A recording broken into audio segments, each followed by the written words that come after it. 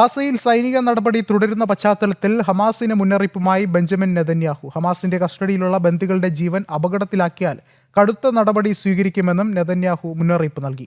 ഈ മാസം 29-ന് അമേരിക്കയിലെത്തി ട്രംപുമായി കൂടിക്കാഴ്ച നടത്തുമെന്നും അദ്ദേഹം പറഞ്ഞു. അതിശക്തമായ ആക്രമണമാണ് ഇസ്രായേൽ ഹമാസ് ശക്തി കേന്ദ്രങ്ങളിൽ നടത്തുന്നത്. ഈ സാഹചര്യത്തിലാണ് കസ്റ്റഡിയിൽ കഴിയുന്ന ബന്ദികളുടെ ജീവന് ഭീഷണിയുണ്ടായാൽ പ്രത്യാഘാതം നേരിടേണ്ടി വരുമെന്ന മുന്നറിയിപ്പ് ബെഞ്ചമിൻ നെതന്യാഹു നൽകിയത്. 20-ലേറെ ബന്ദികൾ ഹമാസിന്റെ കസ്റ്റഡിയിൽ ജീവനോടെ കഴിയുന്നുണ്ട്. അതിനിടെ ഡൊണാൾഡ് ട്രംപുമായി കൂടിക്കാഴ്ച നടത്തുമെന്നും ബെഞ്ചമിൻ നെതന്യാഹു അറിയിക്കുന്നു. ന്യൂയോർക്കിലെ ഐക്യരാഷ്ട്രസഭ ജനറൽ അസംബ്ലി യോഗത്തിൽ പങ്കെടുത്തതിന് ശേഷമായിരിക്കും വാഷിംഗ്ടണിൽ അമേരിക്കൻ പ്രസിഡന്റിനെ സന്ദർശിക്കുക. വിവിധ രാജ്യങ്ങൾ പാലസ്തീനെ അംഗീകരിക്കുമെന്ന നിലപാട് ഔദ്യോഗികമായി പ്രഖ്യാപിക്കുന്ന UN ജനറൽ അസംബ്ലി യോഗമാണ് വരാനിരിക്കുന്നത്.